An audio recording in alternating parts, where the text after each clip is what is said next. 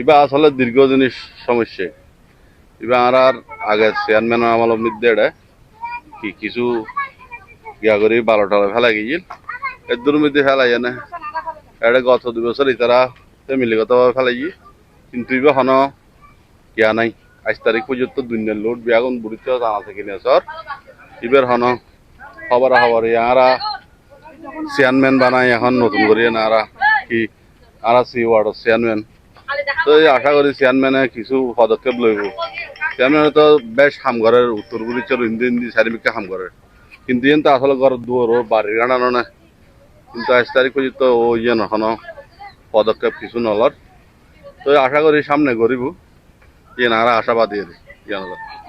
আপনাদের এখানে রাস্তাটা নিয়ে আপনাদের কি কি অসুবিধা হয়? অনেক অসুবিধা, শুধু আমাদের না, ওই মহিলারা বাচ্চারা নিয়ে মাদ্রাসায় যায়, স্কুলে যায়। এই এই জায়গাটা তো এতটুকু পানি থাকে, এখানটুকু রান পানি থাকে।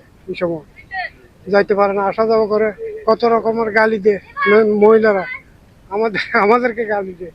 এগুলো করাইছে বাড়ির থেকে চাঁদা নিয়ে ড্রামগুলো দিছে, বালু টালু বাড়াইছে, কিন্তু বৃষ্টি সবগুলো জমিন করেছে। এটা হয় না আর, ওই সামান্য এই কোনা থেকে এই কোনা পর্যন্ত, আর কোনো সমস্যা নেই। মিরহাবের কাছে আমাদের আবেদন, আমরা এই রাস্তাটুকু যদি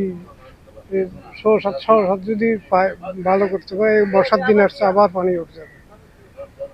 বর্ষার আগে যদি পাই আমরা, আমাদের অনেক মানে ইয়ে হবে আর কি। এই রাস্তাতে তো আজকে অনেক বছর ধরে এরকম এই অবস্থা। এখন এই যে গাড়া দেখছেন না, এই বৃষ্টি হলে এখানে একাটু পানি হয়ে যাবে। এখানে একটা মাদ্রাসা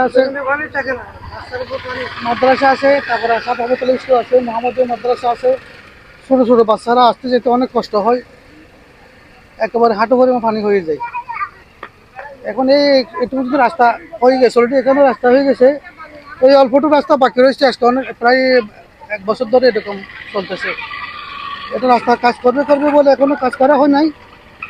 তো এখানে মহিলা নেত্রী সেই নাকতার এর ব্যাপার নিয়ে একটু ইয়ে করছিল।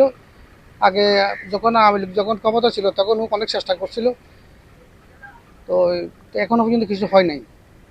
তো এখন আশা করি আমাদের একটা অনুরোধ, ভাইজান ব্যারিস্টার মোহাম্মদ মিরহালালের কাছে আমাদের অনুরোধ যেন এই রাস্তাটা খুব তাড়াতাড়ি কিছু একটা করে, যে আমরা সবাই উপকারিত হব। আমাদের এখানে অনেক গাড়ির ফোরক ভাঙি যাইতেছে, এক্সেল গল ভাঙি যাইতেছে, মানে চলাফেরা এখানে পানি হলে তো আমরা চালাইতে পারছি না। একটা বাজে গাড়ি মানে আরেকটা খেতে হলে তারপর গুনে দিতে হয়। তো হচ্ছে যে আজকে তো একটা দীর্ঘদিনের মানে সমস্যাটা আমার মনে হয় এটা আজকে 10-15 বছরের এই সমস্যাটা। মানে এখানে চলাচল করতে অনেক যাতায়াতের অনেক খারাপ অবস্থা আর কি। এখানে পানি উঠলে তো এখন বর্ষার মৌসুম আসতেছে, বর্ষার মধ্যে তো পানি মনে হয় এক হাঁটু পানি হবে, পানি হয়ে যায় এখানে আর কি। এটা যত তাড়াতাড়ি পারে মানে মাননীয় মন্ত্রীর কাছে আমাদের একটা আবেদন এটা আর কি, যত তাড়াতাড়ি পারে এই রাস্তাটা ঠিক করে দেওয়ার।